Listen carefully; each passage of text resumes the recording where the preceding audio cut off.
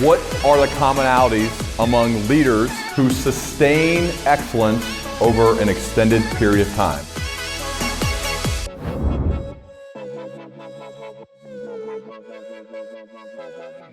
Hey, Ryan. Hey, Jim, how are you doing? Oh, it's great to see you, and great to have a chance to engage in this conversation again. I've really been looking forward to this immensely. And here, let me just get this set, and then we can get really going with our mutual curiosity. I know that's what I get with you. Yes. And I love it. By the way, though, real quick, before we get going, what are you doing? Are you just climbing a bunch of mountains, riding bikes, running? How are you staying in such good shape? Why do you think I'm in good shape? You look great. You look really good. Yeah, it's just genetics. Yeah. So I have a rock climbing wall in my basement. Oh, okay. And I've always been a climber, and I'm built like a climber, but well, I'm a little big for a climber, actually. I'm about 165 pounds. Best climbing size is probably about 145. So I've been setting really hard climbing problems in my basement, which has been fun. And I love doing something where I'll just set some hideous problem, hideous for me, and it maybe takes me 6 months to do something that when I finally do it takes, 40 seconds. I mean, I like that kind of intensity. But then I recently got into riding gravel bikes.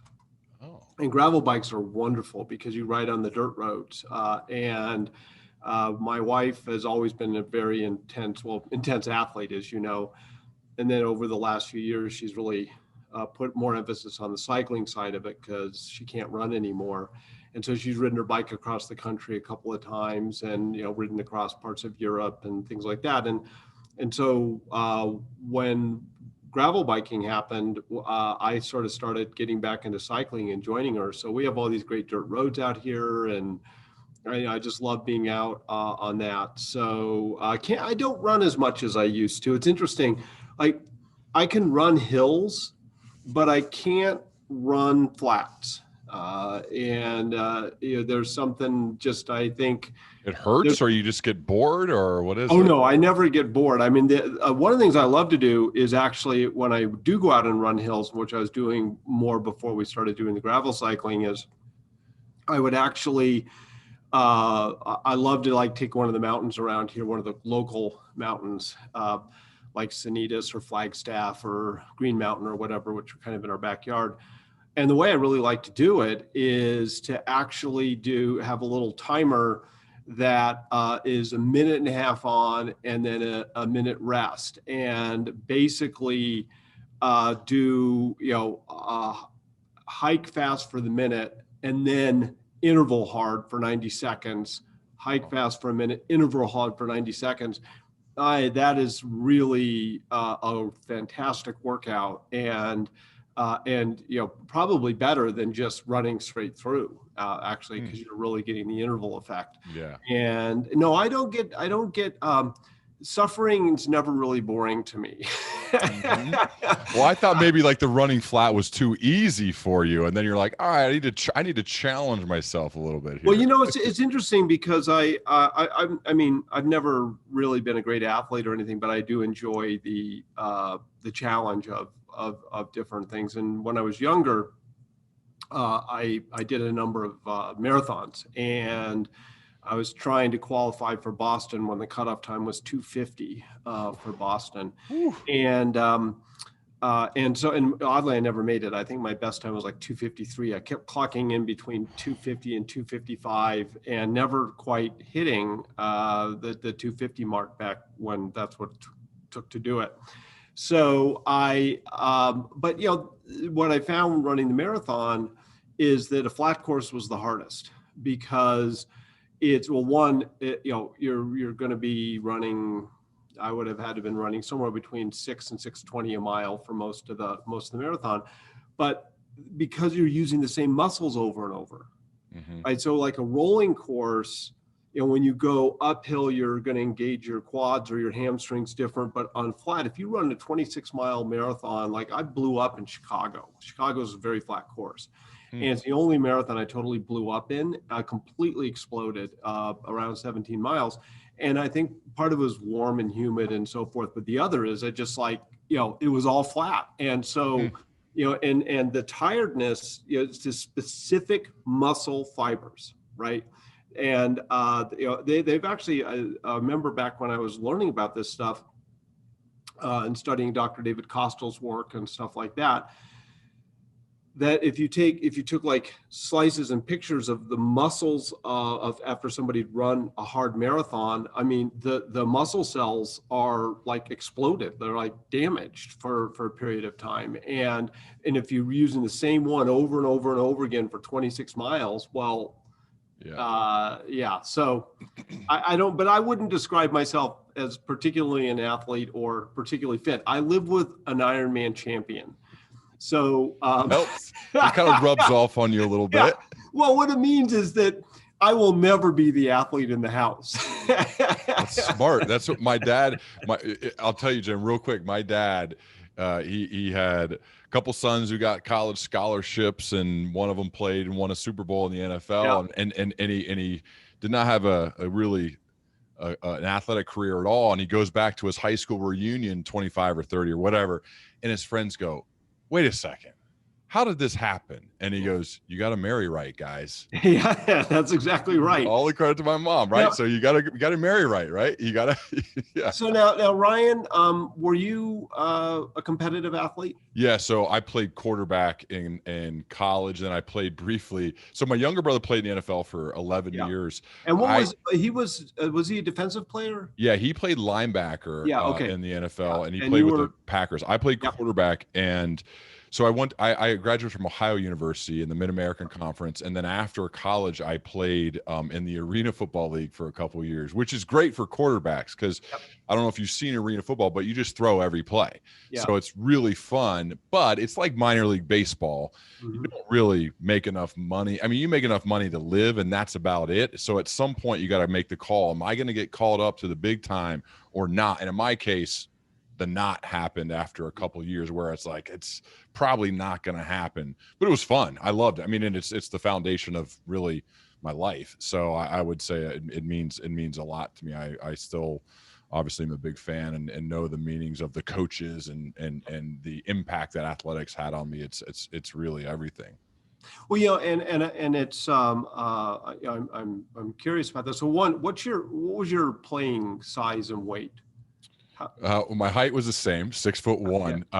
My weight. So you're not a tall quarterback then. No, and that's part of why I probably, it's one of the reasons why I didn't get a shot. But the lack of scoring touchdowns was the primary one. But no, I would say I played at like 215 in order to take the pounding, and I weigh between 200 and 205 right now. So I don't get hit anymore, and so I've scaled down, but I'm probably in better shape now as far as like workouts and all of that stuff because one, my wife is very into health and wellness as well, a great athlete, a great runner, weightlifter, like all of that. So, and just makes incredible meals. Yeah. So I would say like healthy meals, that's been a huge help for me where my diet's completely changed for the better. So that's nice. I would imagine with a triathlon wife, like what the food has to be like pristine in order to do that well, I would assume, wouldn't it? Well, I mean, so, we're both in our 60s now and so kind of the intense world-class, training, when Joanne was world champion, it was, we were in our 20s and a completely different sort of stage of life. And her, I mean, that was a wonderful time in our life, actually, because we organized our entire lives around her becoming world champion. And when she was, she must have been probably 23 or 24 when she decided to quit her job, turn down her admissions to Harvard and Stanford Business School, and to say, I'm going to throw everything in to try to win the Ironman and dedicate her life to it. And it's not like we had money. I mean, we just decided we're just going to do this. You can't say, well, like, I'll kind of get my life in order and then I'll do that, and then try to do it at 37, right? That was the time in life to do it. And we went all in. And at that time, and I actually dedicated most of my energies in my 20s and my mid 20s, I managed her athletic career. So I did her contracts with Nike and Revo sunglasses and, Bud Light and all of that. And we went to all the races together. And I was so much Joanne's, her last name's Ernst. I was so much Joanne's support crew at that time that people thought I was Jim Ernst, right? So, and when you're maybe, of course, you were competing at a very high level. Not a lot of people compete in college, right? At quarterback, much less to go on to a shot at a pro career. Your brother, of course, playing on the Packers. When you're at a certain age and you're playing or you're performing at an elite level, it's a very special, place to be. And it doesn't last that long, but there's this time, probably in your 20s, maybe to early 30s, where if you were actually able to, throw yourself fully into the only thing I'm doing is honing this machine to be the absolute, like, exquisite best at what it can do at this time, that is a very pristine phase of life. The interesting thing is that I'm not sure there's a high correlation between being in that phase and it being a happiest phase of life, because you've always got these other anxieties. I mean, if you're competing, it's not just about feeling good, like, it's competing, right? And as Joanne pointed out to people, it's also a job. I mean, a job defined as, like, you don't get to, go to your sponsors and say, oh, I didn't really care about doing that well, whatever. I mean, you have big responsibilities. The performance lens is really high. And the scorecard is clear and public, right? I mean, you either blew up on the lava fields or you didn't blow up on the lava fields. You let go in the run part of the race, or you didn't let go in the run part of the race. But instead of it being a private matter, I'm going to be, 872nd. It's like racing for first. Yeah. And I think that sense of, both the joy and the intensity and all of that of being an elite athlete, which I wasn't, but I got to be very close to, but also, I mean, the pressures, you wouldn't describe the pressures as like sheer fun. They're very real. I mean, it's that sense of, like, okay, here we go. You're really out there on the sharp end. And it's a great aspect of life. I think one of the hardest things, and I'd be curious how you and how your brother have managed this. I think one of the hardest things is for an athlete is the renewal transition to a different phase of life, because there is nothing probably that, or very few things in life that compare to the sheer clarity and intensity of elite competition. Correct. And life isn't like that. Life isn't, life is much more ambiguous. You don't actually know a record at the end of the year, and you don't have a scorecard, and there isn't, and the intensity is different, right? The sheer, lucidity. I would imagine if I asked you for times that there are moments in games that are so seared in your brain that, they're more than a memory, right? They're like this experience that is so totally seared because of its intensity. And how else do you find that in life? It's tough. I'll tell you, especially as a quarterback. So where I went to college out of high school was Miami University, and the other quarterback who was my exact same age who came with me was Ben Roethlisberger. And so I got an up close look that in order for me to win, he has to lose, or in order for him to win, I have to lose. And I lost. Obviously, I had to transfer in order to get a chance to start, since we were the same age. And what I think it took years for me to get over, Jim, when I left the world of playing football, was that's actually not the way the world works. In order for me to win, you don't have to lose. Right. Like, Exactly. a good book I like about this is Adam Grant's Give and Take, but you don't have, I don't, when I got into the world, so my first job was after done football was I was in a cubicle, telephonic sales rep for a really good company, like very low base, super high uncapped commissions. And so my thinking though was similar from the football field was, I'm going to hoard everything I've got. I'm going to do everything for myself.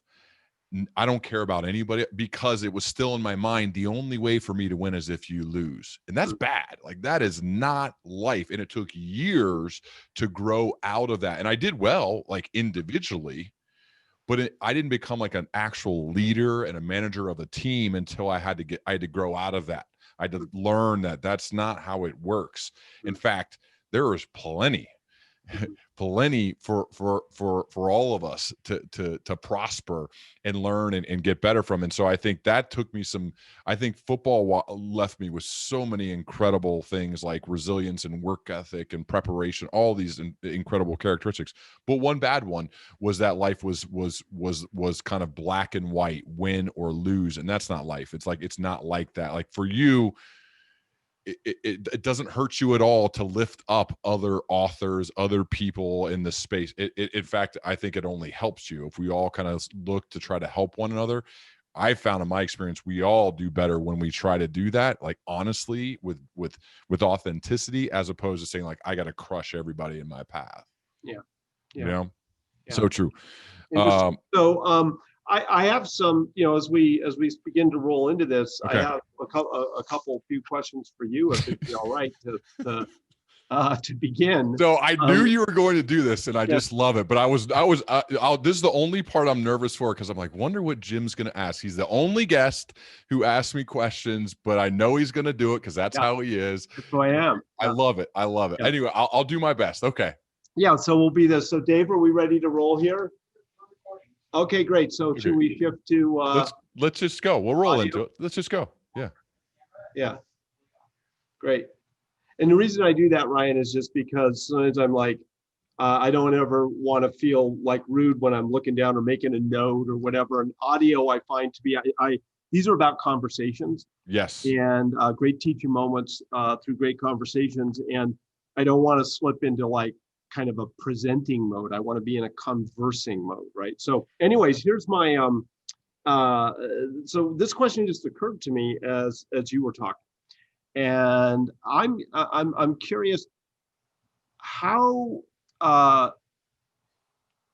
does preparing for quarterbacking a podcast episode compare to preparing to quarterback a football game? Wow. Have never been asked that correlation. So I'll talk about the similarities. Yeah. The preparation, as you've probably seen when you study quarterbacks, like watching film, taking notes, understanding tendencies of the opposition. Some of that carries over. So part of my process is when I played football was trying to understand the tendencies of my opponent, trying to create formations and looks that will be advantageous to match up. So if I have a really good outside receiver, my Z receiver, if I have a really good receiver, how can we get him in a position to where we're one-on-one with one of their weaker defenders? And so it's a game plan of like trying to scheme that up. Now, when you shift to interviewing, the another part that's similar is I don't fully know what you're going to say. I have some ideas. I know where I want to go. I kind of know the offense I want to run. I know the plays I want to call. I have an outline. I have notes. I have thoughts, but I can't predict what you're going to do.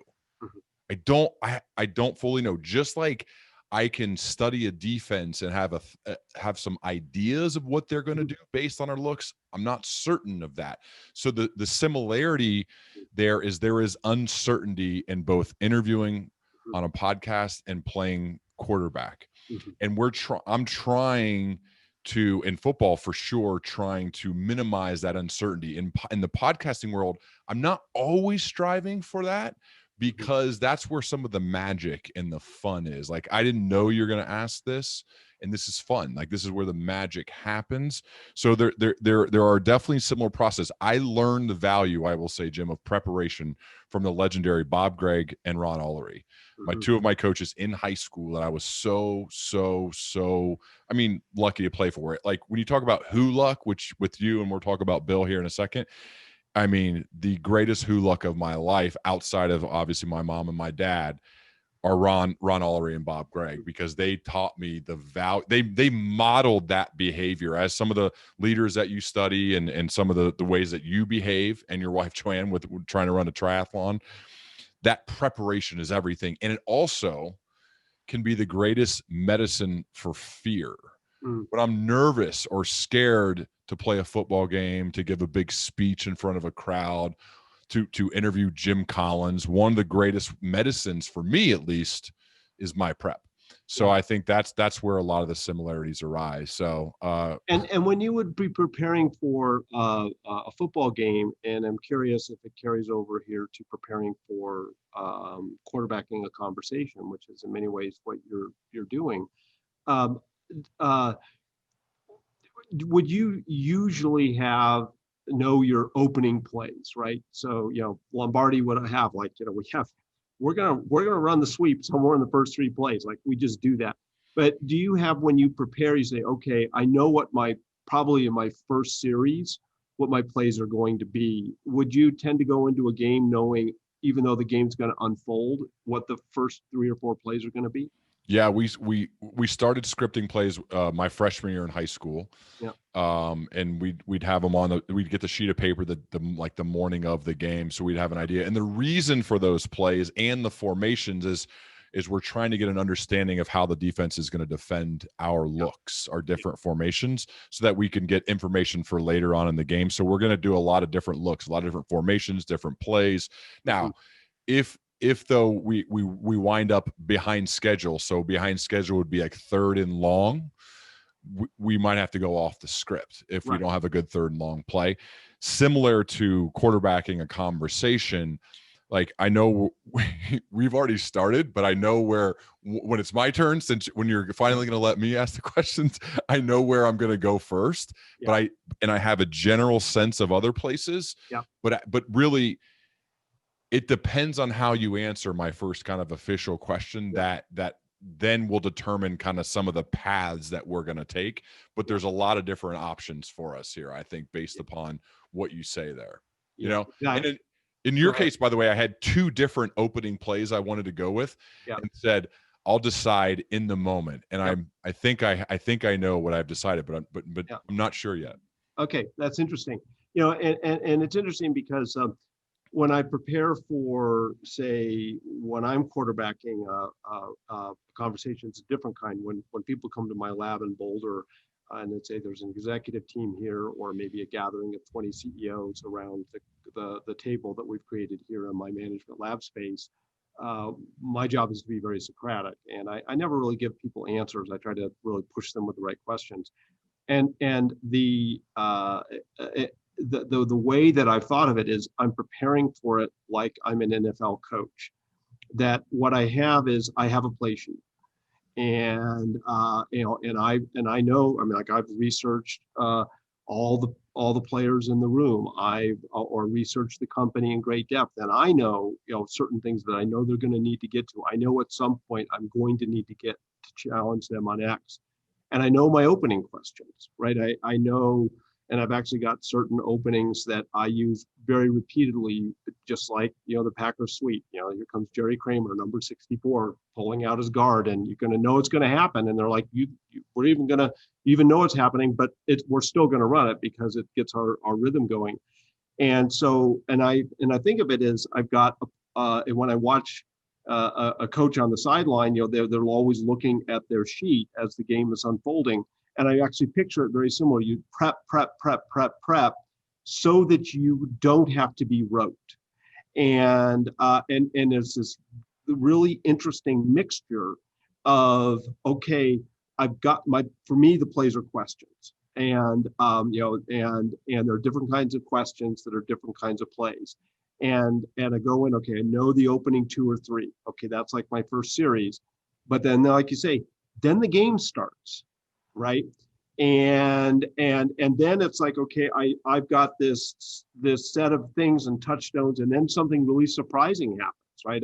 At hour 2, and where I've really pushed on something, it's like, whoa, I didn't see that, or I thought that wouldn't happen until day 2, but it opened up right here. So I'm going to take it now.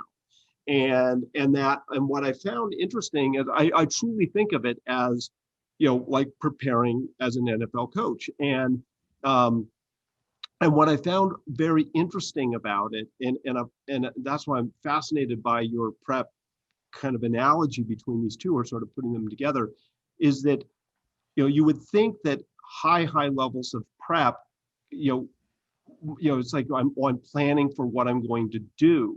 It's actually being so well prepared that you can adapt. And that's the critical thing, right? Even though you know certain plays you're going to run, it's only because you're super prepared that you can go, oh, I didn't expect this, so I'm going to run this play, and I'm going to run it now. So true. What are some of those first opening questions that are, I don't want to say stock, but are regular questions that you ask when somebody comes to one of your Socratic sessions in Colorado? So, it's interesting because you and I are both, try to use the artistry of questions, and so I think of it as it depends on whether it's a multi-organization group, like say 20 CEOs from 20 separate companies around the table, where I'm going to be getting and challenging them to learn from each other, or whether it's an in-company or an inside organization where I'm going to be challenging them to think very hard about themselves. The in-company ones, and by the way, they both all start with the exact same sort of flavor, but there's always an opening question for an in-company one. And that opening question, you have to just sort of picture the way it works. I'm actually in that room right now. We have a table that was built specifically for this room. It's got 6 corners in the room, not 4, so that I can use those corners to put people in. It's completely secure space. That if one side are windows, one side is a hallway that we control, one side is a buffer room, and one side is a mechanical room. So we've even had people send security teams to sweep the place beforehand, because what would be discussed here should not escape into the world for any number of reasons. And so you're in this space. They're in Boulder. They have to come here. The Flatirons are outside the window. And I always sort of set it up that they're all in there, and they know that they're going to get a lot of questions. They're not going to get a lot of answers. And I wait until, and I say, we're going to start at 8. And I'm very clear. 8 is 8. It's not, it's 8:00:00. I actually have an atomic clock, a clock that is set to the exact atomic time. And at 8:00:00, I open the door and walk in. And I say, good morning. I feel a tremendous sense of responsibility to make the most of our time. Everybody take out a blank sheet of paper. I want you to write down the top 5 brutal facts that face the company today. Go. We're 8 and 12 seconds. I mean, the whole idea is there are no pleasantries. They're not going to talk about how the flight was, or did they enjoy dinner in Boulder. Like, we are here to make the most of our time. And just even the tone setting part of it is very important, because I'm trying to set the tone of, we don't have time to waste. I can't waste your time. You're here to have your brains challenged. And then they're just all of a sudden in silence on pieces of paper. And then one of the next things is, I want you to allocate 100 points across those factors, because what I've learned, and what a really powerful thing with point allocations is, they come up with the 5, but often if you ask people, tell me the top 5 brutal facts, they'll start with number 1, and they'll put a lot of conversation on number 1. But if I say, I want you to now allocate 100 points based on importance and impact, concern, total is 100 across the 5. Well, actually number 4 gets 70 points. And so that allows you to say, we need to talk about number 4. And how is that really a fact? And what's brutal about it? What are its implications, right? And if you start right out of the gate with let's start with an honest accounting of the brutal facts as you face them. What are they? And you get people talking about that by within seconds, thinking about and then talking about within minutes after the session opens, the entire thing opens up, because that's like this. You remember the first Star Wars, right? Where if you can just get the shot in the one place in the Death Star sort of explodes. Well, what are the brutal facts is one of those shots, right? It always just goes right to the heart of the matter, bang, right out of the gate. And that's always the opening play. That's the Packard sweep. Jim, you are speaking my language with the 8-0-0-0-0. Always, one of my biggest life pet peeves is to start a meeting 1 second late. Start on time every time. It shows respect, responsibility, as you said, and you certainly don't have to do that with your stature and what you've done. So the fact that you show that type of respect and responsibility for them, and the second you start the meeting, don't wander. Don't wander. Let's go. Like, it's time to go. Once the meeting starts, we are going to go now. And if somebody walks in late, whatever. My dad told me this earlier. He goes, hey, don't start your meetings late. Don't wait. Oh, we'll wait for a few to get. No, never, ever, ever do that. They'll learn that your meetings are you're one of the few leaders whose meetings start on time. I got to get to this meeting on time. We start exactly at 8-0-0-0-0. I love that part of it.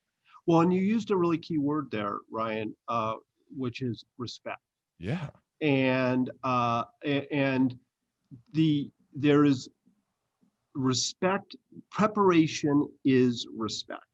Mm-hmm. Preparation is respect. So if you don't respect your opponent, one of the great ways to show it as an athlete is you don't prepare for the game. Oh, they're 2-9. Well, actually, then you're going to lose, right? Because you haven't given them the respect. And when people come to the lab in Boulder, or you're holding meetings, right, you have a responsibility. It's a tremendous sense of responsibility. We must, for your sake, not for my sake, for your sake, we have to make the most of this time. And again, it's back to like preparing for an NFL game. I mean, when that game starts, like it starts. The clock your head knocked off if you're not ready to go. Right, exactly. So you're not going to be like, hey, Aaron Donald, can you just kind of hang out there for a minute? It's not going to work out very well. Well, you may end up on your back very quickly. But yeah. So I just want to ask you one other question as we're getting into this. Then, as we're talking about this, because last time we started with something that was very interesting to me. And by the way, I want to go back on something, Ryan. For anybody who's listening to this, Ryan did one of the very first podcasts that I'd ever done before. I'd done a couple of others related to events or a couple of experiments, but Ryan was like one of the first ones that just kind of organically came to us that I agreed to do. And we vetted it and decided to do it. And it was actually, for me, a real eye-opening of how the right conversation with the right host can be potentially great teaching moments through the process of great conversation. And so it was a real turning point for me to open up. Now, I'm still going to be highly selective and not do too many of them. It takes, back to preparation, it takes a lot of work to prepare. So you just can't do that many as a result. But that previous podcast was if anybody who's listening, if you haven't heard it, it was masterfully done by Ryan. And I think there's some wonderful things they pulled out. I hope you folks will go back and find it. But at the beginning of that one, though, I came to you with a real sense of curiosity of like, what is this whole genre? What do you do it? Why do you like it? How do you do it? What's it about? And we had a nice conversation at the start about that. What I want to ask you, just following up on that real briefly, is so we talked about your recipes and your preparation last time. Has it changed substantially in the 3 years since we've been together? Have you honed it, revised it, or is it still like, no, I've kind of got a similar recipe, I'm just doing it better and better? It evolves. It's evolved to the point to where, like a lot of things in life, the more you do it, the better you get. And I've got a lot of repetitions. I study, listen to others. I think now I'm probably less robotic, less formulaic, more agile, more willing and able to go where it's going to go.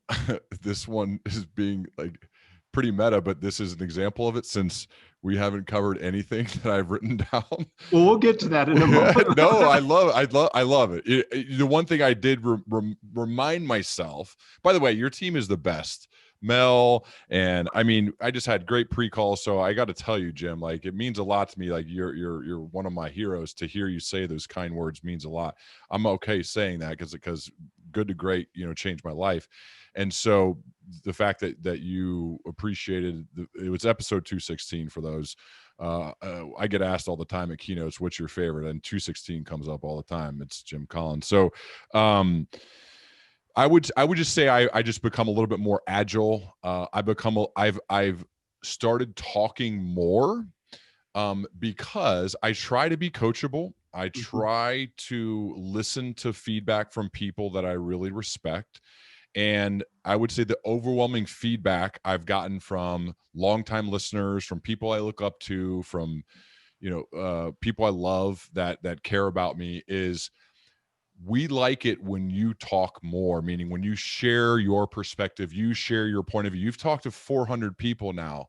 You've done all these other things too. Will you speak up? It's not an interview anymore. It's more of a conversation. That's what we want. And so I try to do that. Like I try to lend and share more of my beliefs. I've had some people say, I actually like, will you just do solo episodes? And so that warms my heart. So I try to do more of that, where it's more of a conversation and less of an interview. Whereas probably the first 200 to 300 of them were interviews, and since that it's become more of a conversation, which people seem to like, and I know I certainly enjoy, even though initially it made me a little nervous to kind of lean into speaking up a bit more. That's interesting. That's very interesting. And Yeah. so in that spirit of the conversation, I'm going to put our conversation in your hands, and I trust your curiosity, and I will follow your lead into where you'd like to go. We're going to go to a few days or shortly before your 25th birthday. That's where we're going to start. Okay. Right. This is your second year of study at Stanford Graduate School of Business, and you got hit with a lightning bolt of luck. Yeah. This is the type of luck that comes as a chance meeting with a person who changed your life. You're one of these people for me. And that person was the legendary Bill Lazier. And there's a number of life lessons that you've written about from Bill, and I want to hit a couple of them. But I first want you to take us to that moment right around your 25th birthday when you get struck by some luck. Yeah.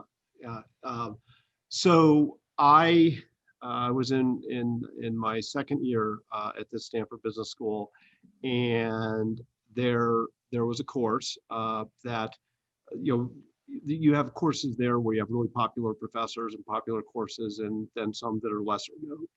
lesser known or whatever. And I didn't get into a section that I wanted to, because if it's oversubscribed, there's kind of a lottery about who gets in, who doesn't. So I ended up, because of this sort of chance process, in a section of a course that was taught by a brand new professor at the school by the name of Bill Lazier. And Bill had been an entrepreneur, an accountant turned entrepreneur, very successful, and was really going through a real shift in his life where he was going to go from building companies to building young people. I didn't know that at the time. I had no idea who he was. And I remember going around to my classmates and say, I got this Professor Lazier, like, anybody know who he is? And no, nobody had heard of him. What was the first time he'd ever taught? And so I said, well, I'll just go and see what he's like. Truly just, I mean, no, I walk into that room and there is the person who would turn out to be, among many mentors I've had, the one is really the chairman of the board of directors, the closest thing to a father that I ever had. Now, when I first started, I didn't know that. Bill took an interest in me. I don't know why he took an interest in me, but he took an interest in me. And he sensed, I think, that I was this sort of high energy propulsion machine, but I really lacked a guidance. And that was true. And Bill began inviting me and Joanne over to his house with his wife, Dorothy, and we would have dinner. And he just began gradually shaping me by asking and pushing and challenging and questioning within this very, very kind way. But what he was really doing was he was beginning to give me something that I'd never had before, which is the parental caring of trying to shape your character, right? Trying to instill values. And that's what he was doing, but he was doing it in a very subtle way. It wasn't pedantic at all. It was just in a series of conversations. Then a few years after that, so probably just about 5 years after that, there came this really critical moment. And Bill had known that I was sort of heading towards the end of Joanne's athletic career.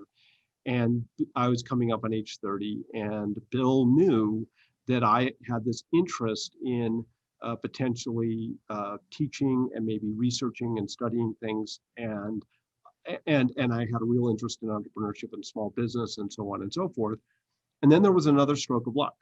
This was a tragic stroke of luck for someone else, but it still was a stroke of luck that hit me, which is that another professor had a family tragedy and had to, at the last minute, basically not be available to teach a section of entrepreneurship and small business, Business 352, which is the course that Bill also taught sections of. And so the deans were scrambling for somebody to come in and fill this section. And Bill goes to the deans on my behalf and completely puts himself out on the line and says, I think we should give this young guy, Jim Collins, a shot to do this.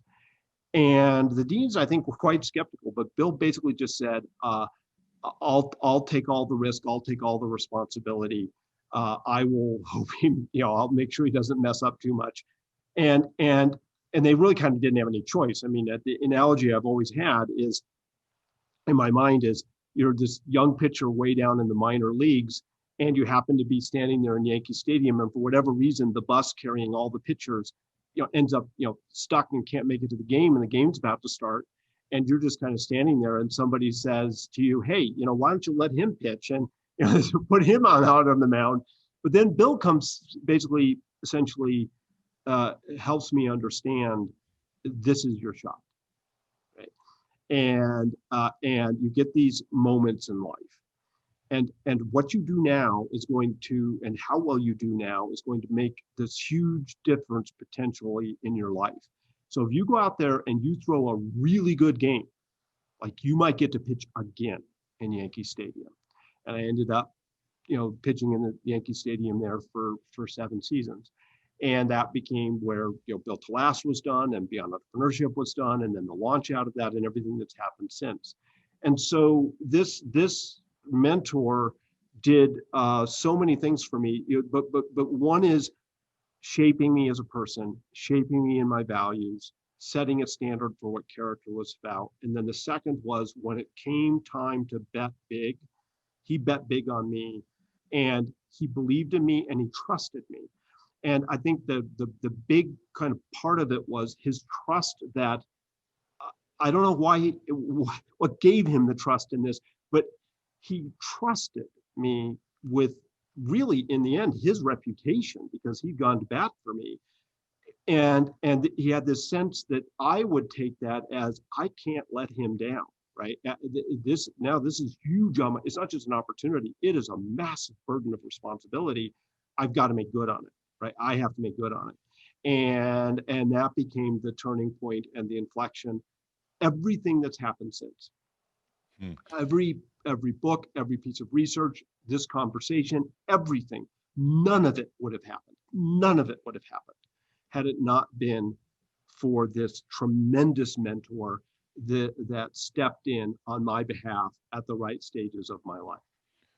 What do you think he saw in you that gave him the confidence to put his name on it, to back you with his juice, his capital, like all of his weight? I mean, he could have picked anybody, and he picked you. What do you think it was he saw in you?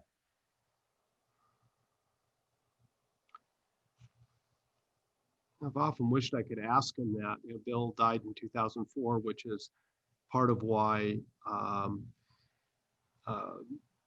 why I wanted to go back and upgrade and re-release Beyond Entrepreneurship, which is where I've written about Bill, where this story is coming from, and to really honor Bill and bring Bill to the world. I knew in 2004 when he died, I wanted to write something about him, and I didn't know what. And then Joanne had this great idea. Why don't you upgrade Beyond Entrepreneurship, add new material, but most important, put in a great chapter about Bill to bring Bill to the world and gift Bill to the world as part of it. And but Bill died in 2004, and I never asked him that. I never asked him that. And I think it was because, remember there were 5 years in there where we had many conversations where we would be, whether it be over dinner or going for a walk or on the phone. And I think what happened was he had enough iterations, right? Enough conversations, and he knew how I handled the stuff with Joanne. And I don't know, I think it wasn't just totally out of the blue. It wasn't like he threw a dart at the board. But over time, I think he gained confidence from our conversations enough. But I also think Bill just had this gene in him, which is to believe in people. Hmm. He just and so I think also part of it, I don't know if there was anything particularly special about me, because I think he did this for a whole bunch of other people in other walks of life. And he just had this instinct that if he believed in people and he trusted them and he threw them out there, that even if some people disappointed, the net benefit of it's almost like being a venture capitalist, right? Where, maybe you place 10 bets and 7 of them end up, kind of not making it. 2 of them may, do reasonably well, and 1 is, a huge impact on the world. I think Bill kind of looked at it as he was like a people capitalist, a people venturer, and he would place bets on people, but not so much like he didn't want anything in return. He wasn't seeking a return on investment. He just kind of had the sense of, if you bet on enough people, some of them are just going to do really remarkable things. And isn't that marvelous? I think that's just, Bill had that gene. Well, I'm going to cover a couple of them, so I'm going to jump around since you just brought it up, so I'll go with it. But you talk about one of the lessons you learned was to make the trust wager, and the quote was, "I choose to assume the best in people and accept that they sometimes disappoint." This is about leading with trust. And Jim, this one particularly spoke to me because I think this is, 1, the right way to lead, and 2, just a more enjoyable way to live life. Mm-hmm. Of believing the best in people, trusting them, knowing that, every once in a while you might get burned. Yep. But isn't that a better way to live? Isn't that a more enjoyable way to go about living and leading, is to assume the best in other people, to assume they're telling the truth. as well as then that is the signal like, hey, look, I'm a trusting person too. Like, I'm going to do what I say. I have higher integrity, but I'm going to lead with it outwards as well. And that's one of the critical life lessons that you say you've learned from him. Yeah, and that lesson and another one sort of go hand in hand. So maybe Yeah. I'll share uh, the story I put in BE 2.0 about me coming to Bill.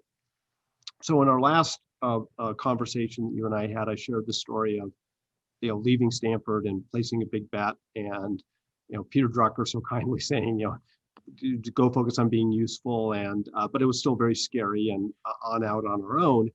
And our Thelma and Louise leap that Joanne and I took.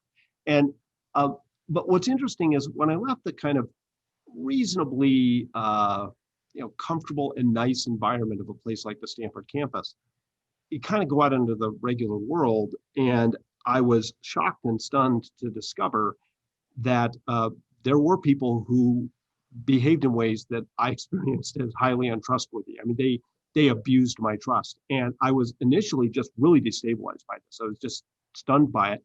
And so I went to Bill and I said, Bill, I really want to talk to you about this because my faith in human nature is getting really tested here.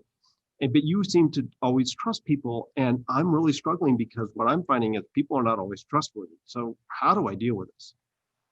And Bill said, this is just one of the huge forks in life. Yeah. And you need to decide, Jim, as a basic stance on the world, which side of this you want to be on, because it's going to affect so much of everything for the rest of your life. You've got to come down on one side of this. So the basic choice you have to make is what's your opening bid with people. Is your opening bid that you trust them, you grant them, you invest a sense of trust in them from the get-go. They don't have to earn it, they don't have to prove it, they don't have to gain it, they have it from the start. And they can lose it, but that's the opening bid. Or your opening bid is, I'm more wary. I'm going to have an opening bid of distrust, but you can earn my trust. Right? You can become somebody who I trust by virtue of what I see. And Bill said, this is one of those big choices. His view was to make the trust bid. And when I pushed him, I said, but Bill, the truth is not all people are trustworthy, or not all people are all trustworthy in all situations. I've been burned. Haven't you ever been burned? I mean, have you just been fortunate? He said, of course I've been burned. And he told me the story about somebody who was very close to him, he had taken advantage of his trust, and it cost him, he said, enough that it actually really hurt. Now, Bill was always very careful. He was like, also, watch the cash flow. Don't leave yourself open to catastrophe. And he had these controls in place and things like that. But still, the sense of, I think in the end, sort of betrayal is what most hurt him. But there was a financial cost as well. And he said, but I still continue to have the opening bid of trust. And he said, Jim, it comes down to this. It's upside and downside. And I just choose to believe that there's much greater upside in trusting people and much greater downside in not trusting. And then that kind of came around to something that I don't think I really understood until later, which was, for Bill, it was always about people and about kind of ultimately the great flywheel effect of just the best people engaged with the best people, and the most trustworthy people engaged with the most trustworthy people. And Bill's view was that if you have an opening bid of trust, the best people will be attracted to that, and it will serve like a magnet. They'll bring those people to you, and it will also help them be more trustworthy. Bill's view was, look, if you trust people, you're going to change the behavior to be more trustworthy. Your trust will make them want to be worthy of that trust if they're the best people. So you win on all dimensions on that. And then he went to the other side. He said, think about the downside of not trusting. The best people are going to be repelled by that. You're not going to have that magnet effect. And so Uh, and then he also said, you never know the full story. He said, sometimes you have to be very, very careful. It could be that somebody isn't untrustworthy. It could be they were incompetent. They just simply weren't able to execute what they said. They tried. They weren't trying to do something wrong. They just blew it, right? And it's like, the guy dropped the pass. Well, does that mean he's, lacks integrity? No, he just dropped the pass. Yeah. And or the other, and this is something I really learned from Bill, it could also just be a misunderstanding. And Bill he talked to me about the importance of having like really great attorneys. And I initially thought that was about like, so you protect yourself and you have really good, contracts you invoke. He said, oh no, if you do this really right, you'll never have to invoke a contract. The whole point of a really good contract is so that you never have to go to the contract. And the whole point of a good contract is so that two trustworthy parties are both writing down on paper their understanding of what they're committing to, so that down the road, there's no inadvertent misunderstanding that damages the relationship. And good contracts make for good understandings, make for good relationships. That's their purpose. And so this was just Bill's, you can just sort of feel his whole ethos, right? Everything that's like this web, people, trust, relationships, all of that is kind of packaged in this idea of trust. Now, there's one other thing about it is that I actually think that he's, if you just did a hard-headed analysis, he probably, if you did enough iterative cases of this over time, so long as you don't have something catastrophic, he's probably just rationally right as well as emotionally right on this. Mm-hmm. I still find it hard, but he had a big impact on me with that.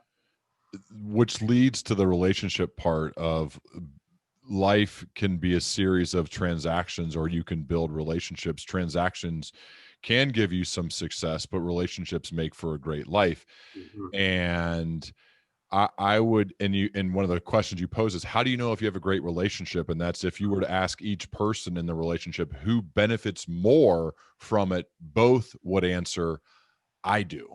Mm-hmm. And I think that's a good question for all of us to ask with all of our relationships. And I think of it first and foremost with the most important person, my wife, is would she say that? I hope so. I hope I'm trying everything out, because I know I would say that, right. Because I certainly get the better end of the deal. But I think it's good personally with your loved ones and your spouse, but also with anyone you have a relationship with. And it seems like I love to hear more about that aspect when it comes to the transactional life, which we all know people who do that, and they do have varying levels of whatever you would call success from time to time, versus the person who works to build meaningful relationships. Yeah. So this was one of the other lessons that of course you've referenced it in there that Bill taught me that had a big impact on me, because he had this view, you basically, another one of those like forks in the road of just how do you come at life. And Bill said you can go at life as a series of transactions, and that can actually be highly correlated with success. So or you can come at life as building relationships. And Bill's view was the only way to have a great life is to build relationships. And I think that first of all gets to the essence of a lot of this. Let's be really clear. Bill is an enormously successful person. Just to kind of tick a couple of the aspects of his growth and his success.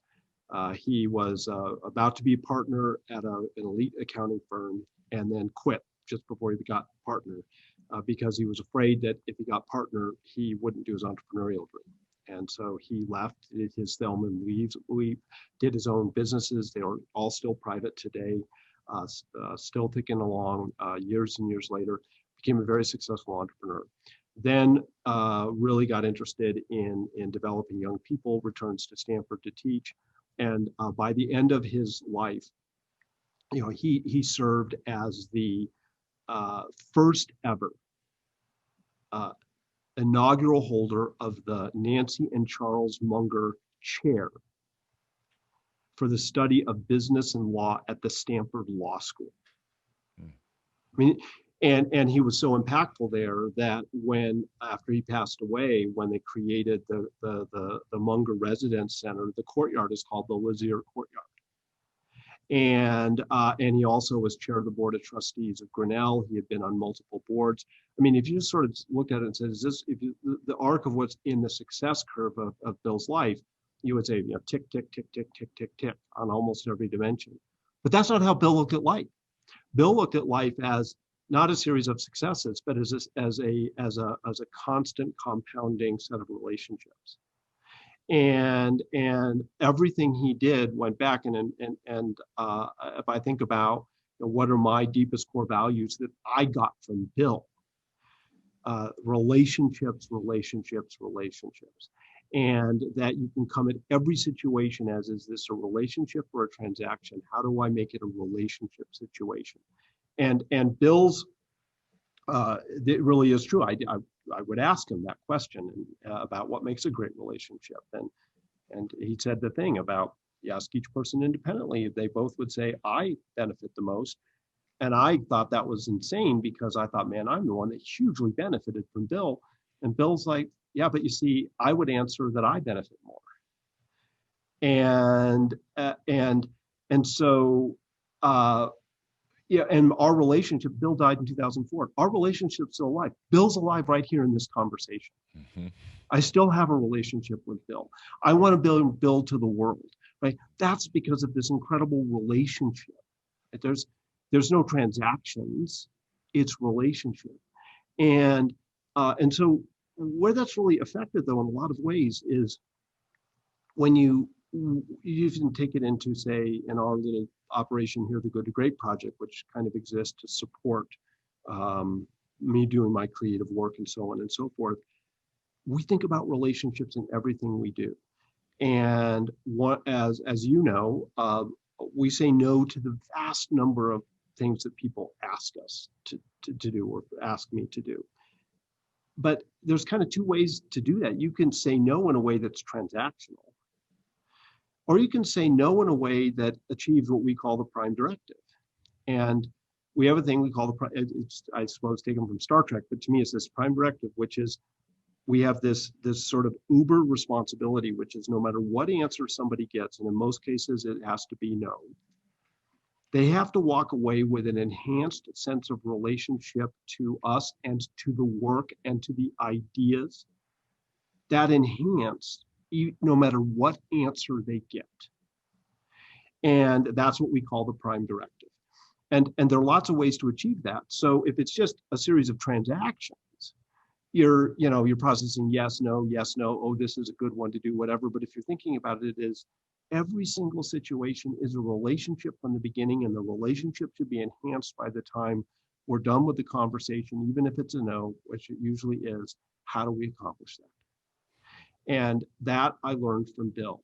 And I absolutely agree with him. Life's really short, right? And so in the end, what does it all add up to? At some point, it comes down to the quality of relationships. How many people can you just, say, hey man, I love you?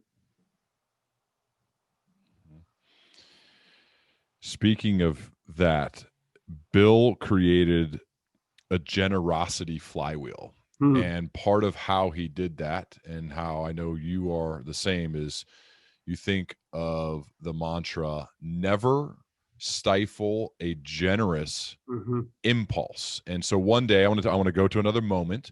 One day, 2 large wooden crates appear on your front porch. Can you finish that story? So this is so just typical Bill.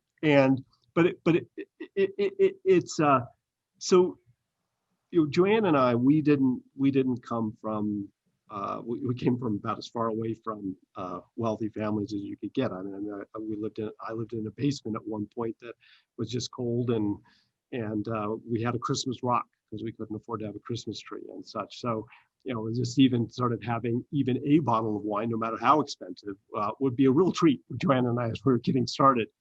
But Bill loved really good wine, and he is a really wonderful wine cellar. And one day I commented about how much I really enjoyed the glasses of wine that we would get a chance to share with him that we could at that point have never afforded.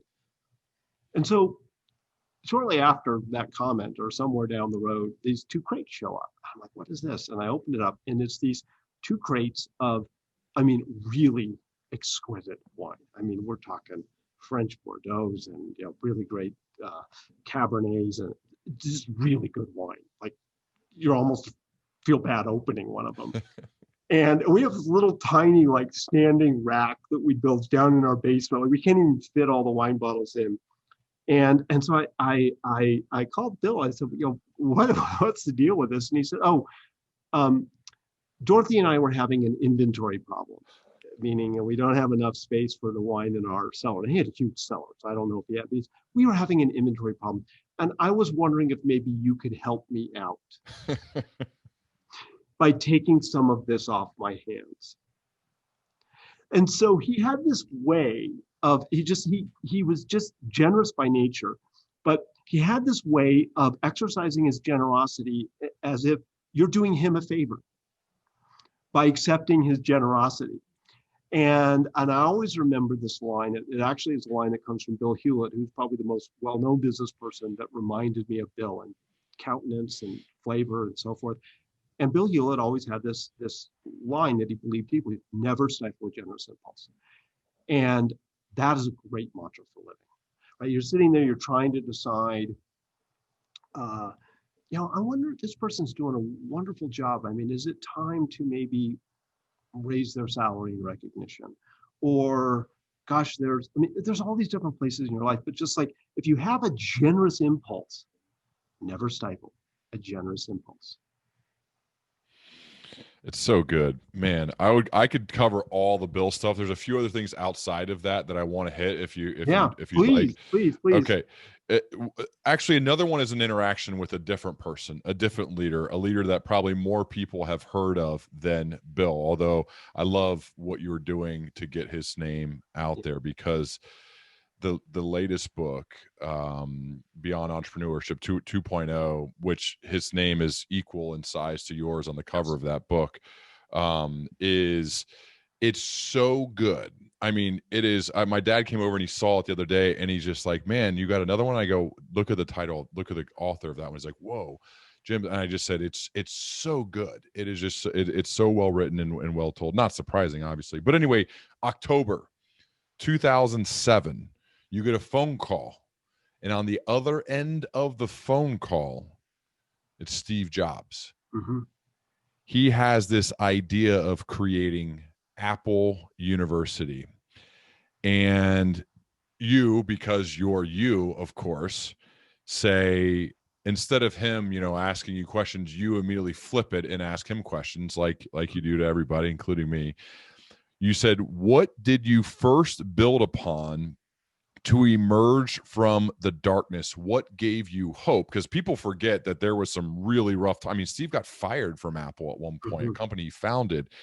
And you're talking with perhaps the greatest product visionary of all time, of Mm-hmm. our time.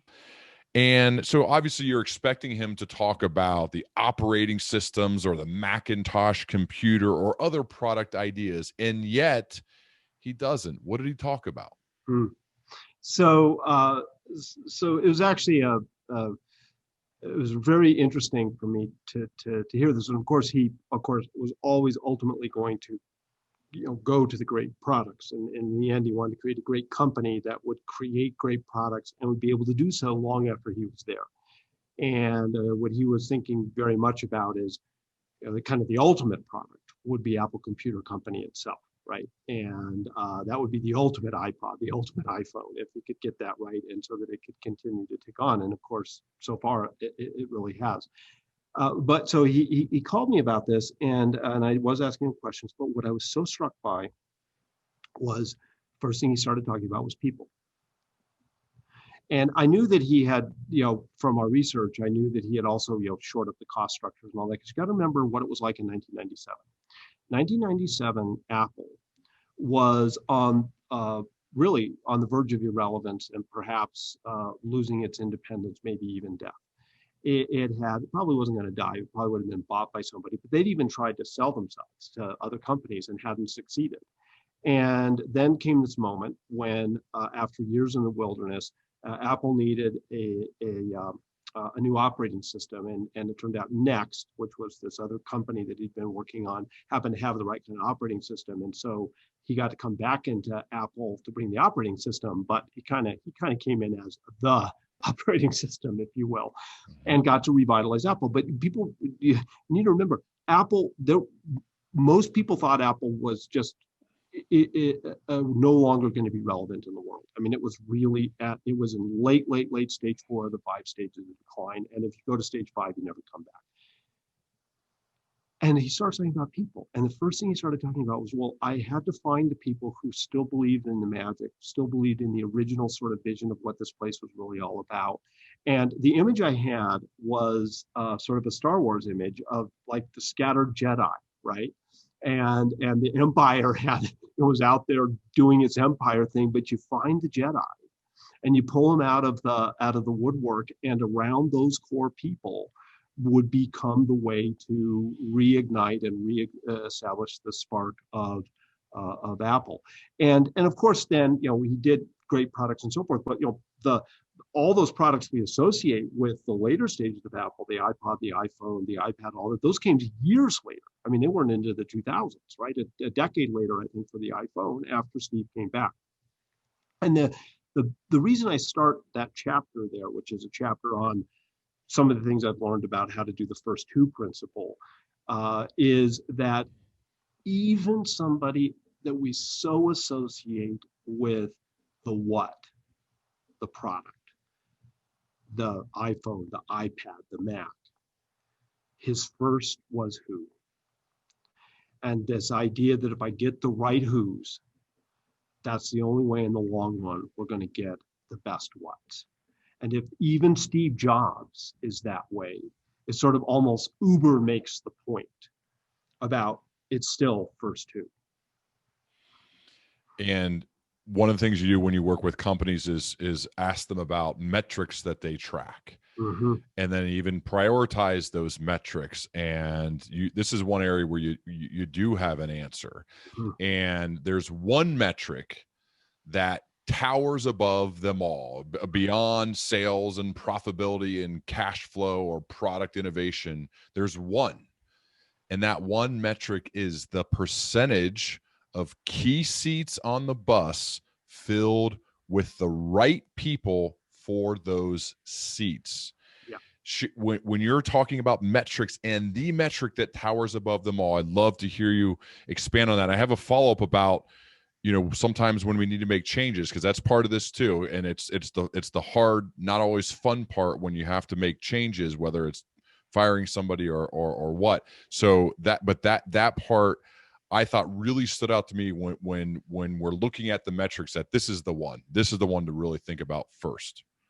So we were talking earlier about the questions I like to ask folks when they come to the lab. And another one of the questions that's in the playlist that I almost will always go to relatively early in the first sequence is, everybody take out a blank sheet of paper, and now I want you to write down what % of the key seats on this overall bus are you highly confident you have filled with right people for those key seats today? And everybody writes it down. And then I ask a simple question: how many people have a number of 90% or above? And you rarely get a lot of hands up. And then I just say very simply, you have just identified your number one priority. If I'm talking with any of you 2 years from now, I want that 90%.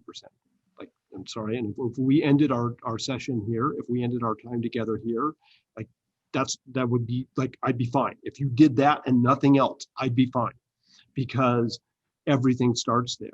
And so when people have their management meetings, when they have their team meetings, when they have whatever, you're tracking metrics or customer service indices, or looking at your current cash burn or your return on sales or whatever it happens to be. That's good. I like for you to run the numbers boards. I think that's great.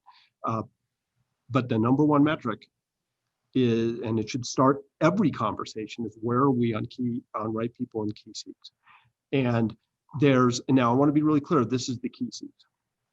So if you take, let's just use an example, historical example of, say, the good to great transition of Kroger in contrast to, say, A&P. And one of the really key ways that Kroger made the leap from good to great when it did its whole superstore shift, and A&P didn't, and eventually disappeared, right? So it's a great historical contrast, because either one of them could have been the good to great company, but one of them was and the other one wasn't. One of the key differences is that the Kroger people became fanatic about the right people in key seats. And the A&P people, we found much less evidence of them being fanatic about that. Now, does that mean that absolutely every bagger and every checker was the absolute ultimate, right person? I'm the Tom Brady of, checkout person, right? No. What you have is you have to be really rigorous. What are the key seats? So maybe not every single bagger or checker meets the full test of a key seat, but the store manager sure does, because the store manager is the real keeper of the culture in that store. So part of it is figuring out what are the key seats, and the test of a key seat is any seat that meets any one of these three tests, and it could meet more than one. A, anyone that's in a seat that has significant hiring responsibility. B, anyone that's in a key seat where failure in that seat could expose the company to catastrophe. So if you have, say, a cybersecurity seat and they fail, right, that could be a massively exposed flank. And third is any key seat where performance in that seat has an outsized impact on the performance of the enterprise. And there are lots of ways. You could have somebody who doesn't have anybody reporting to them. They're a single person, but they're that one scientist off working on the recombinant DNA breakthrough that's going to lead to Epogen, right? Massive outsized impact on the company. They're in a key seat, right? Even though they don't have any people reporting to them, maybe.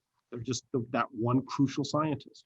So once you know what your key seats are, then you begin to go through them and you say, okay, which ones are we highly confident that we have filled with the right person for that key seat today? Now, some people are still in process, or the seat might be unfilled, or you're still testing somebody out, or whatever. But I think a good target to shoot for is we really need to try to get to 90% on that. That is, if you do that, everything else, it's not that the rest doesn't matter. You still have to get, you still have to get confronted brutal facts, and you still have to get the flywheel turning right. You still have to, get out of the things you can't be the best in the world at, and all these sorts of things. Of course, it's disciplined thought and disciplined action after you have the disciplined people. But if you don't have the disciplined people, if you don't have the right people at the start, none of the rest of it matters. And that's why it starts there. How do you know? One of the questions that comes up a lot, Jim, is I don't know if I should fire this person or if I just need to work with them more. I'm not really sure, man. If firing someone shows a failure in management. So how do you know when to shift from develop to replace? Yeah. So this is something we write about in the chapter. And first, I want to maybe, before I even directly answer that, highlight two things.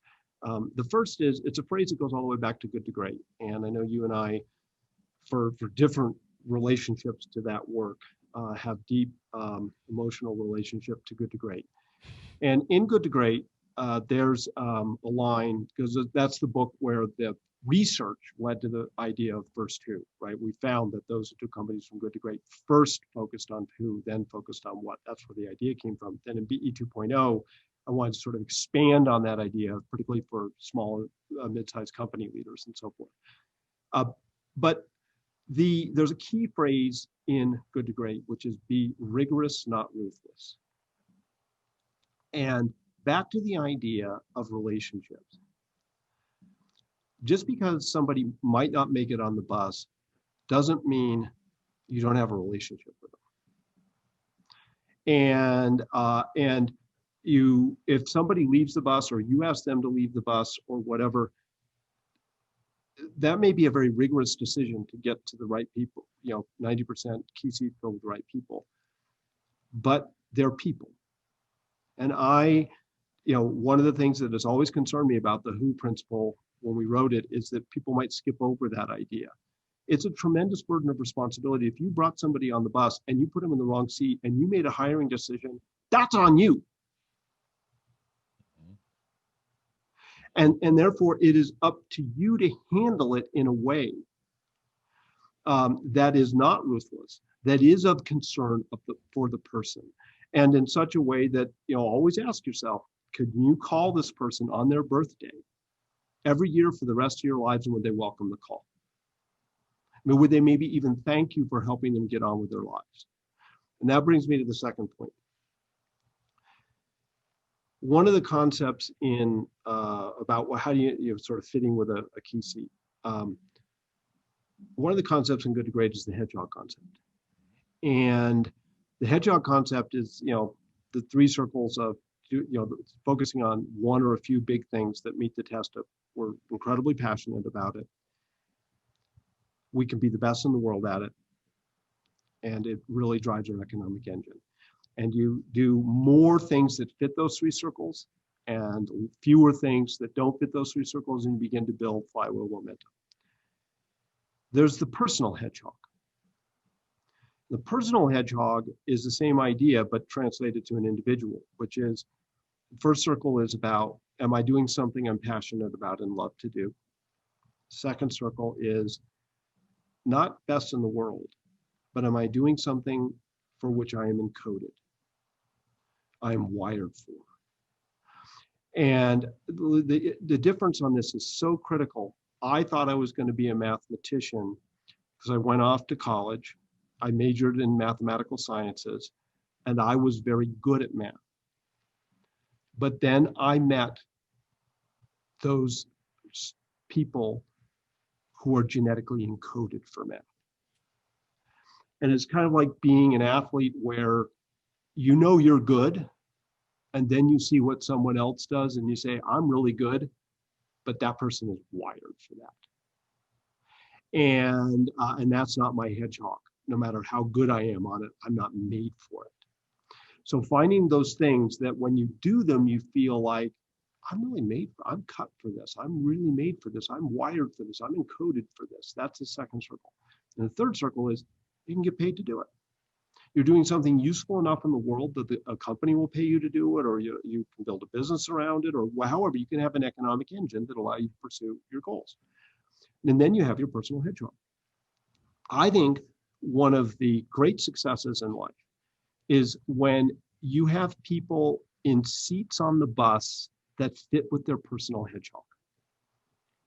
And the more that you can basically say, what does it ultimately mean to have a right person in a key seat? It's somebody that when they look at it, they say, I feel so psyched to be in the seat because actually I'm passionate about this and I love to do it. And what this seat demands sort of really activates what I'm encoded for. Oh, and what it does is useful enough, they pay me to do it, right? Wow, what a great win. And it's a great win for the company.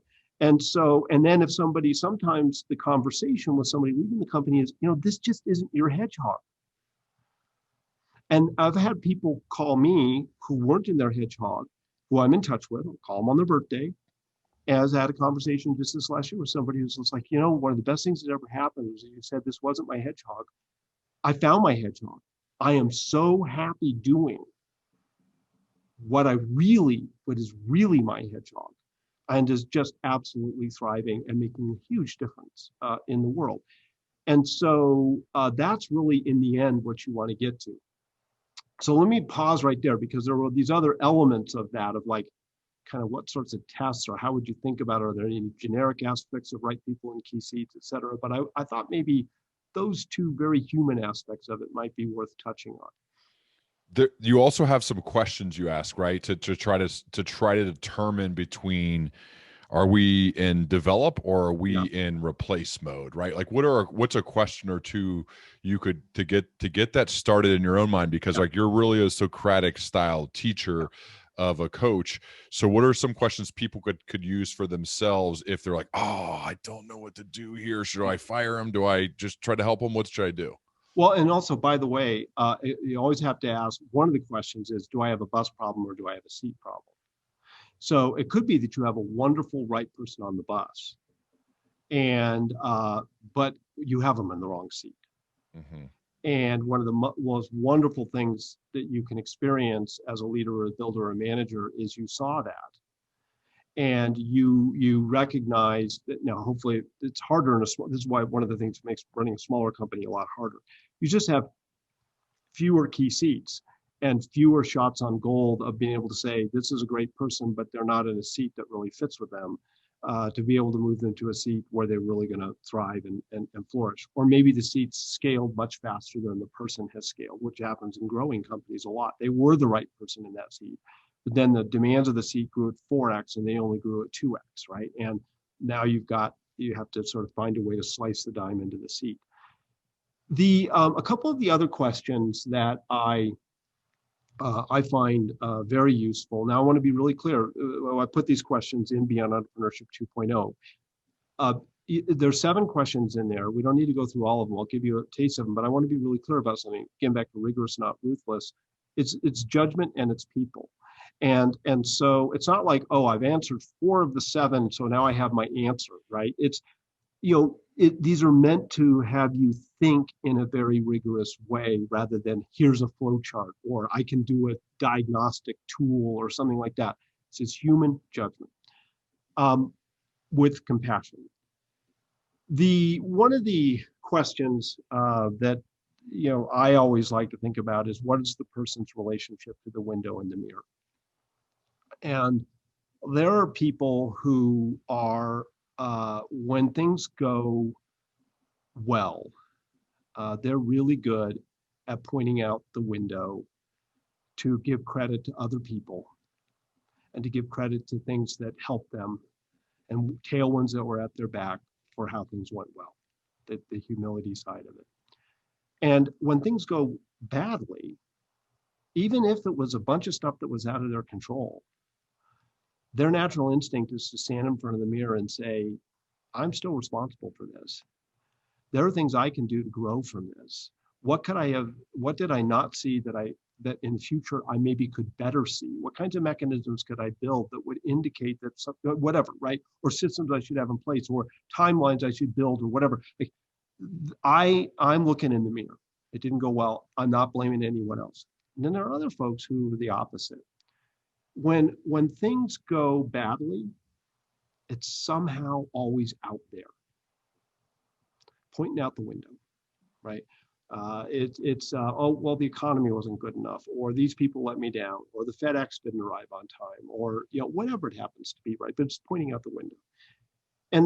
But then when things go well, they kind of have a really good way of sort of muscling themselves in front of the mirror and sort of saying, yeah, I am really good. Look at me. I'm going to take the credit for this. And it's a question, because I find the people who are able to look in the mirror when things go badly and really learn from them, and who are really good to point out the window to credit others very naturally, are the ones who have a tremendous capacity to grow. And that's, in the end, I was just on the phone this morning with a person who's been close on our team for a long time. And she, the signature of her is her growth. And when she first started, she actually really struggled. It's been years now that we've worked together, and she's just a constant growth machine. Everything, she's just like, how could I do this better? How could I grow? She just absolutely wants to always learn and always grow and always learn and always grow and always learn and always grow. And that's what she thrives on. And so I will take somebody any day that's, they're just, they're constantly that way, over somebody who just starts really well. Because it's the long-term compounding effect of that growth that ultimately is a joy to be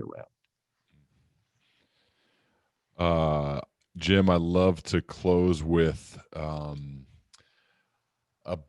kind of a basic question with a potentially complex answer. And that is defining true leadership, because there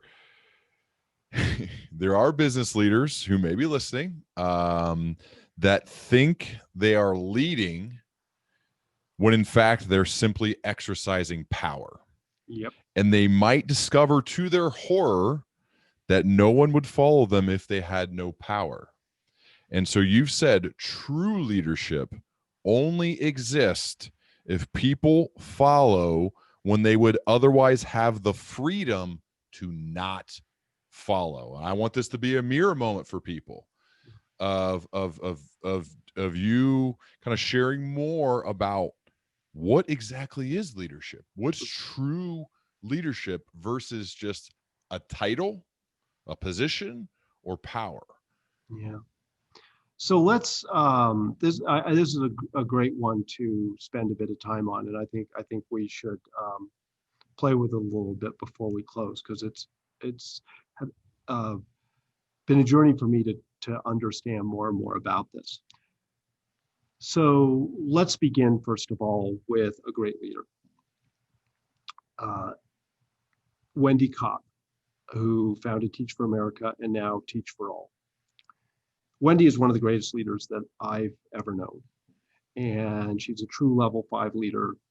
When Inc. magazine, at one point we're having a conversation and we're talking about the entrepreneur of the decade. This was back in around 2009. I'm like, oh, it's Wendy Kopp. I mean, hands down. And what's really interesting about Wendy, so first of all, she doesn't have the power of charisma. She's not like a powerfully charismatic personality. And I always like to use her as an example that if you have a charismatic cause, you do not need a charismatic personality, because the cause is charismatic and your company's cause can be charismatic.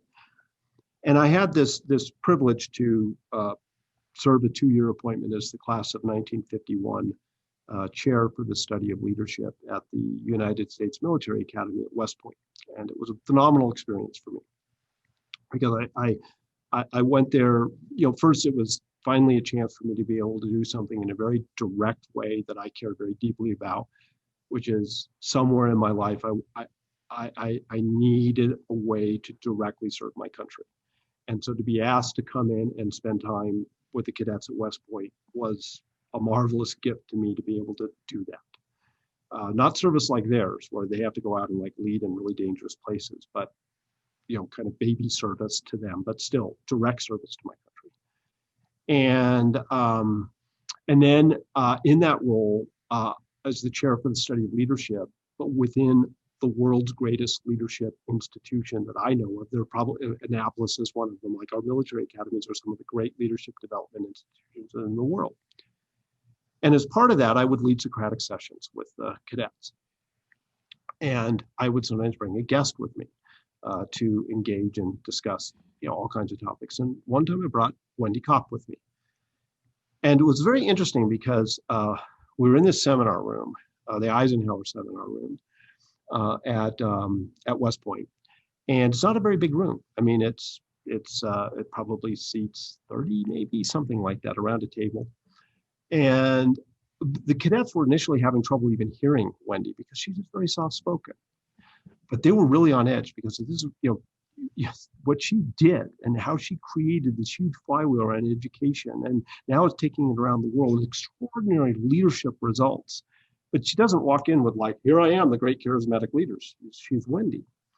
And so as she got to talking, one of the things that began to dawn on me is how she got hundreds of thousands of young people to want to sign up to be deployed into our most difficult environments, Harlem and the Mississippi Delta and the Bronx and so forth, to be engaged with teaching, and then some of them to stay in the world of education. And interestingly, she was able to do this with people who had lots of other options because they were coming out of really great colleges and so forth, to sign up and go do this. And it's not like it was a fun thing to do. These were really demanding roles. And she had zero power over them. She didn't have the power of money, right? Because they could make more doing something else.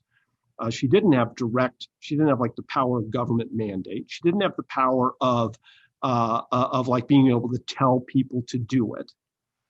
And yet she created sort of this vacuum vacuumed in all these young people who wanted to do it. And so when I would be there with the cadets, I would say, never confuse your rank with your leadership. And you should be able to lead even if nobody knows what your rank is. That's what Wendy teaches. She had no rank, but she led. And of course, the great cadets would understand this very deeply because it's part of how West Point teaches. And that sort of brings around to a question that I had wrestled with. I spent my years studying what makes great companies tick. And in that, of course, through 6,000 years of combined corporate history, and whether it be the level 5 leaders in Good to Great, or the 10X leaders in Great by Choice, or whatever, really systematically studying some of the greatest chief executives of all time. Everything from Andy Grove over at Intel, Katharine Graham of the Washington Post. I mean, just some of the Ann Mulcahy who saved Xerox, and I mean some of the greatest corporate CEOs of all time. And but I was left with this really kind of question in my mind, which is, we talk about leadership all the time, but what exactly is it?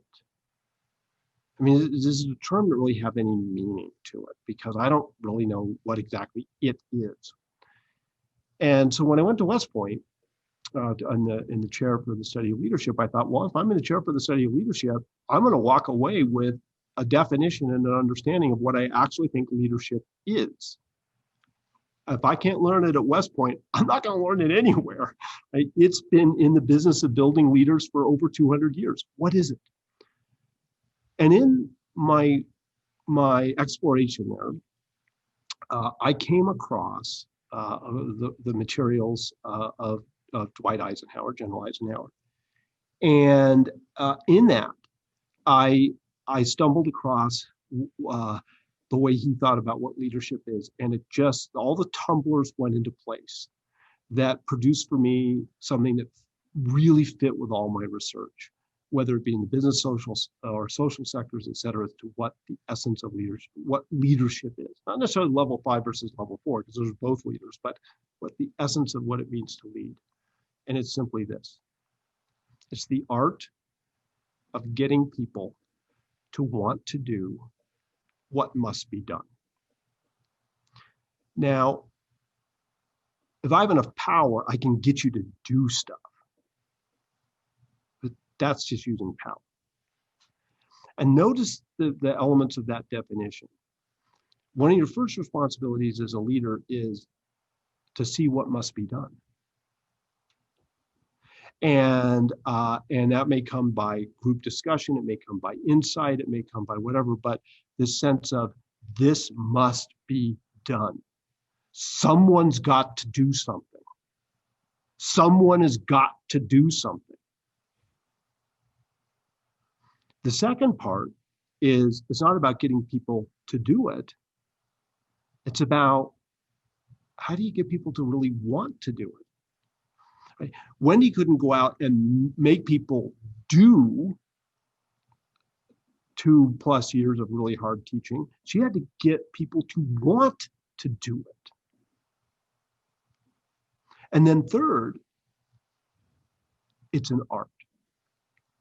And I love the word art, which Eisenhower used, because the way I think of it is, it's if you look at artists, they're all different kinds of artists, and all different kinds of, even within a genre, there are different kinds of artists. I mean, Berlioz wrote different music than Beethoven wrote, and Beethoven really departed from Haydn. Or if you take, great rock groups, right? The art of Led Zeppelin is really, really different than the art of the Beatles, even though they have a lot of overlap between them. Or you look at writers, right? The writing artistry of a Toni Morrison might be very different than, say, the writing artistry of a John McPhee. But they're artists.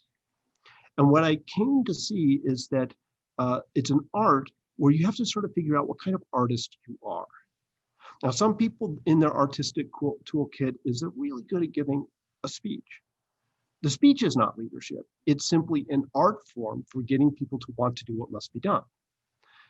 For other people, they may never be able to give a speech. I've been really, really learning a ton about Benjamin Franklin for another reason, for other research I'm working on. And in the Constitutional Convention, as I understand it, there was this. He wasn't a great speaker, right? That wasn't Franklin, right? He was really just he was Franklin, right? You know. But in the Constitutional Convention, there was this great debate about how are we going to handle the fact that you have large states and small states, and how are you going to, are you going to have it proportional, or how are you going to divide it up, Senate and House, and so on and so forth. And what Franklin had this marvelous ability to do was to kind of like bring together the right people and engage them in a conversation to help them see this may be imperfect, but it's better than anything else anyone would ever have done. I'd like you to join me in this on the Constitution, right? Unlike his back patio. Well, that's leadership too. And then, you know, he would put out this one sort of perfect set of words that would help sort of capture like that, but it would be in writing, perhaps, as the way that people would really hear it. And so, you know, it may be that you're really good at just what I'm really good at. I'm not saying me, I'm just saying somebody might be good at is I am really good at figuring out who the four people are that should be in a room together and ask the one right question and get out of the way. My artistry, and I'm more of a teacher than a leader, but somebody I had to prepare for a conversation on at one point, and the question came up, you know, what is my leadership artistry? And it took me a while, so I just asked my people. And the answer that I came back from the people around me, because I had no idea how to answer it, was I trust them and give them a ton of freedom in a framework, right? A ton of freedom to manage themselves to do their best work. And I didn't really realize that's my artistry, but what that does is for these wonderful people, when you trust them and give them a lot of freedom to manage themselves to do their best work, they really want to do their best work. So each leader then, it's the same, you know, has to figure out what must be done, but then what's the artistry of creating the conditions where people will really want to do it? And that has nothing to do with power. If I put a gun to your head, I can get you to do a lot of things, but it doesn't mean I led you. That's where I come back and say something very simple. This is why we should learn from the social sectors. The business sector should learn more from the social sectors, because in the business sector, executives often have a lot of real power, power of executive decision. In the social sectors, you actually are often dealing with, as one university professor or president put it to me, said, I'm dealing with 1,000 points of no. And you have very diffuse power. And so if you could actually learn how people who don't have power lead and get great things done. And where do you learn that? You learn by looking outside of business rather than learning from business leaders. Leadership is the art of getting people to want to do what must be done. I think you also quoted General Colin Powell. He said, in my 35 years of service, I don't ever recall telling anyone, quote, that's an order. Yep. Right. Even in that world where you think that's what it is every day. And he never said it ever in his career. Amazing. Well, and actually what I would love to, maybe if we can just take a moment to close out a couple of other great lessons from that, picking up on the Powell one. And then one of the things that really was an eye opener for me when I went and did the study at the time at West Point, and then got to know my friends in the military, who I so greatly respect. And you know, you have this image that the way, well, it's easy in the military, you just order people around. Man, the best general officers that I got to know, the best officers, the best captains and lieutenants and majors and colonels, and that they don't do that. They don't do that. The best ones would look at it as that they're failing as leaders if they have to order people to do stuff. Mm-hmm.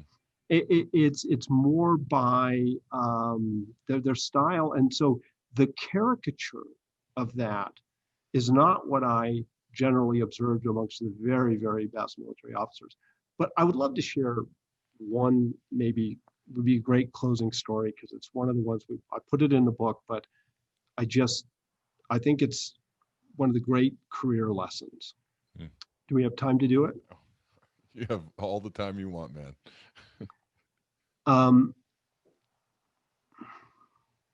We've talked a lot here about people and decisions, and now the leadership piece. And I want to share with you, it's a story. It's in the people chapter of Beyond Entrepreneurship 2.0. And I often have young people who come to me and say, you know, looking for career advice.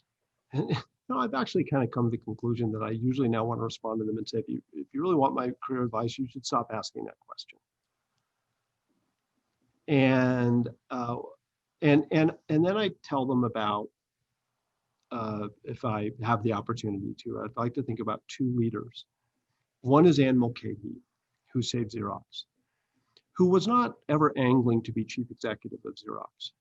But when Xerox was in serious trouble in the early 2000s, or late 90s, early 2000s, the board was really struggling with who should lead the company. And then a very inspired board member said, well, let me ask a simple question. Who inside this company would people trust and follow? Because they just so believe that that leader would have the interest of the best interest of the company at heart, even though we have to make really brutally hard decisions. And one name came up over and over again, which was Anne Mulcahy. And so they tapped her to be chief executive of Xerox, and it's a great turnaround story. Wrote about it in How the Mighty Fall, and how she took Xerox from late stage 4 and helped give it another shot at life. What was really interesting is that her whole approach was, she wasn't really focused on like, what's the next big thing in her career. She always understood, I have a minibus. I have a pocket of responsibility, and I'm going to make my minibus a sparkling pocket of greatness. And I'm going to focus with what I have, not where I'm going next to my career. I have people, I have a minibus, I have something that's right in front of me, and I'm going to make it the very, very best I can. And it might be small, it might be big, but my responsibility is to make that a pocket of greatness. And because she did that every step along the way, she just kept getting asked to drive bigger and bigger buses. And then one day they said, we need you to drive the whole bus, because, and because she'd done that over and over, she had this incredible currency of trust. People trusted her because they'd seen the way she led. It wasn't about Anne and what Anne was where Anne was going and what Anne was going to get. She was just really taking care of her people and taking care of her buses every time she had them. And then that brings me to the second story. And this had a big impact on me. It's from General Lloyd Austin. And General Lloyd Austin became a dear friend through my experiences with West Point and the military. And one of the great leaders that I've had the privilege to know, who I still know. And General Austin and I were having a conversation once. He had invited me down to spend time with him when he was commander of CENTCOM at this time, and we were talking about career arcs and so forth. And commander of CENTCOM is really significant responsibility.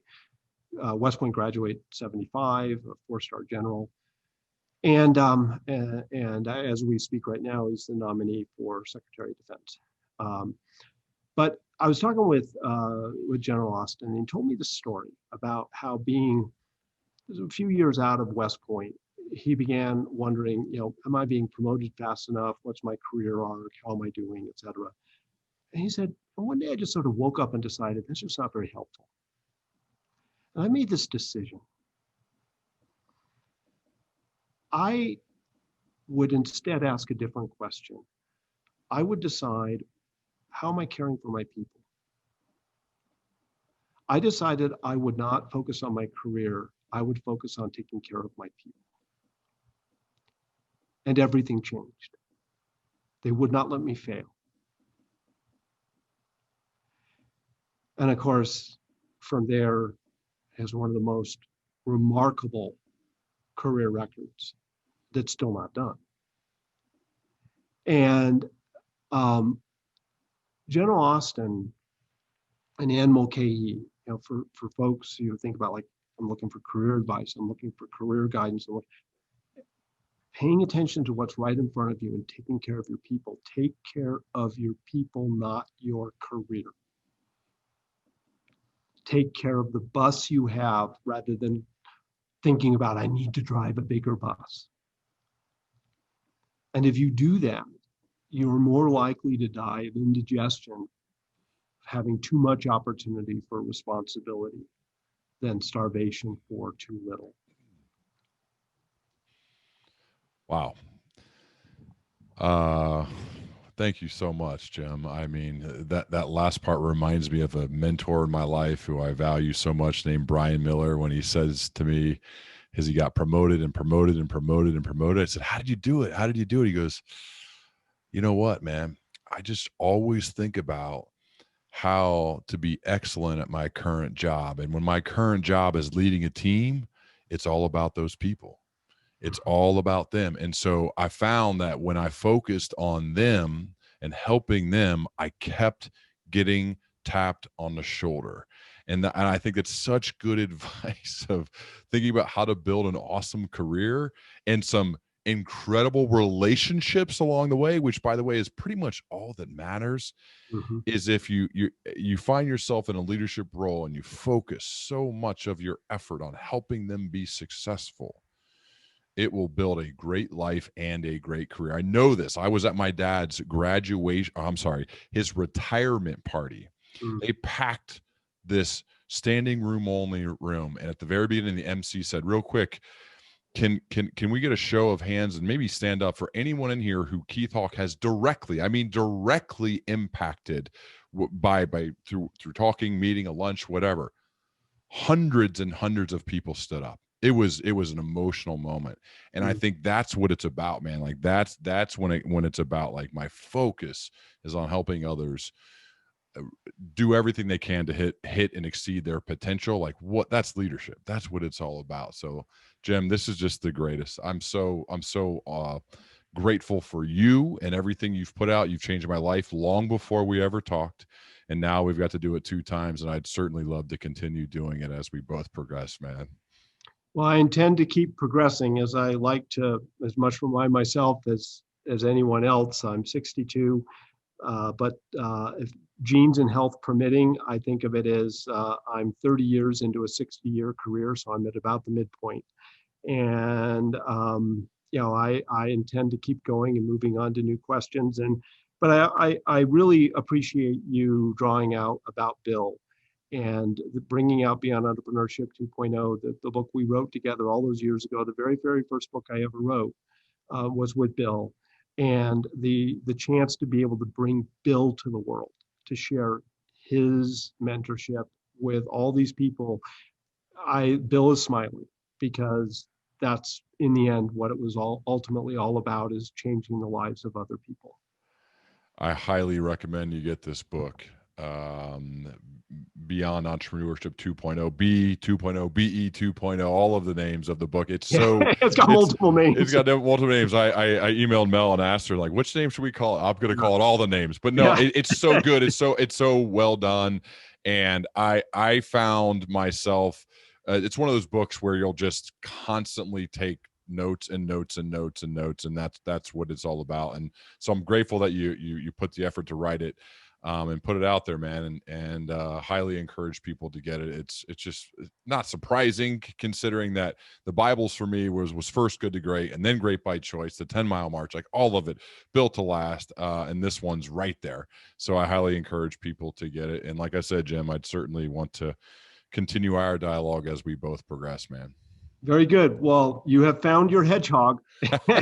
Try it. Hopefully next time I'm just gonna, you'll think, oh, he's getting a little bit better. That's exactly my goal. Right. That's my goal. Let's keep getting better. That compounds over time. But no, thank you so much, man. I really appreciate it. All right. Take care. Thanks, Jim. Okay.